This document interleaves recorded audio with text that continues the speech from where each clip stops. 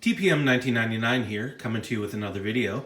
Today I'm reviewing a projector, a Crenova XPE660. I've always wanted a projector specifically for my basement because I have a large enough wall that I can project onto. I can watch movies down there and all that, but what I decided to do instead for a few last years is create a retro gaming area. I really wanted to do both. So I have the retro gaming area systems on a movable TV stand. So what I'm going to do is move that out of the way and hook this up down there temporarily just to see how it goes, and works really well. I'll probably ceiling mount it. But why did I decide to go with this unit? It has a lot of lumens, 5,000, and also it has a very high 4001 contrast ratio. It's not a brand name that you might have heard of, but they've been around on the market for a while now. This is a 2019 model. It's LED driven. And I just really wanted to get one that was reasonably priced, that's good enough to have fun with. It projects 1080p, and it has a lot of USBs, so you could hook up something like a Chromecast or a Fire Stick to it to just project out of there for watching movies.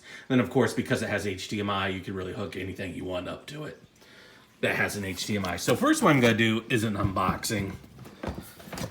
I've already slid open the little tape there. So let me see how easy it is to open. Might need to bring it back up. Yep. So here we are. A little boring, but you gotta do what you gotta do. Okay, put it back down. Let's see what comes with it. It's a pretty large box, about the size of a video game system box. And then let me see if I can one-hand this. There we go. Okay. Item is out. Nothing really left in the box. It's held well with very light foam. It's not really styrofoam, but foam itself, and then the unit itself is covered in plastic. Let me put down the camera real quick and take it out. Okay, here's the unit itself. There's a nice lens cap on it right now. Take it off. Nice large projector. Recommends, I think, at least 7 feet away, maybe 8 feet away. I'll be able to easily do that in my basement. Just want to show that there's also an accessories box that I just missed that was inside the container. So HDMI cable, which I have plenty of, power cable, remote, so if I ever mount it somewhere I can easily turn it on and off, and it also has speakers in it, which is really nice. I know they won't be like a sound system, but good enough for now to try it out. And what's really cool, it also has an AV in, so that if I want to connect some of my older video game systems to it, I could do that as well. So I'm going to take this to the basement, get that area set up, and we'll have a little playthrough, and we'll see how well it does on movies. I mean, really, I just want to go down there, watch some Netflix, or watch a movie, and just relax. All right, here we have my retro gaming area where I have all my old video game systems, and old TV and new TV, and this is where I go play old games. What I'm going to do is roll this out of the way, and behind it is a nice white wall, and I'll project onto there and see how it goes. Let's give me a moment to move this away. Okay, here we are back again. I'm watching YouTube right now, and the picture's really clear. It's surprising for a unit that's reasonably priced that you're able to get 1080p out of here without a problem. This is a YouTube channel of mine that I'm reviewing the Pepsi challenge with the new Coke from Stranger Things. Now let's talk about a little bit about the unit itself. I was surprised in how strong the sound was out of it. I'm used to LCD TV sound where the speakers are really weak, you know, when you don't have a sound bar.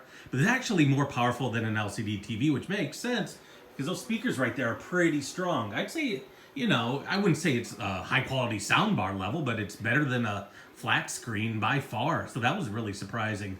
Also, there's 2 HDMI ports on the back. I have my Fire Stick connected to one of them, and I have the USB part plugged directly into the USB, so you don't need a power brick for that, but of course you need it for the projector.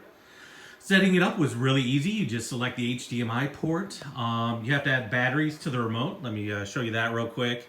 Pretty straightforward. It has volume, all of that on it. Able to change some of the settings if you're have the projector upside down or anything like that. Because the unit is very, very reasonable, there is one minor downside. The focus is manual. So you're going to have to do that, get all nice and focused and lined up yourself. As you can see now, it's definitely not straight up, but this is just me starting it right after an unboxing. I wish I had it all nice and level and already nice TV stand, but as you can tell, I have it on my chair right now. I'm gonna have to get some kind of end table to put this on to really project a nice movie down here. But yeah, I mean, it really works great. It's about, I'd say about 10 feet from the wall right now, projecting onto it, and works great with the Fire Stick. It'll work great with the Chromecast. Put your computer on there, a video game system, anything you really want to project. Goes up to 1080p, and that's perfect for a Fire Stick like this. So at a reasonable price with a coupon that I bought it at, just for a few $100s, I'd say definitely go buy it. I mean, it's worth it. If you've always wanted a projector, and now they make them in 1080p at a sub $200 price or around there, go ahead and buy it. Do it. You know, if you can find that price, go for it. And again, this is a Crenova XPE 2019 model, and I definitely give it the recommendation of TPM 1999. So there you go, everyone. Feel free to like and subscribe to my channel, and hope to see you again on another product review. Yeah, Crenova, never heard of you all before, but with a price like that, I'll be back.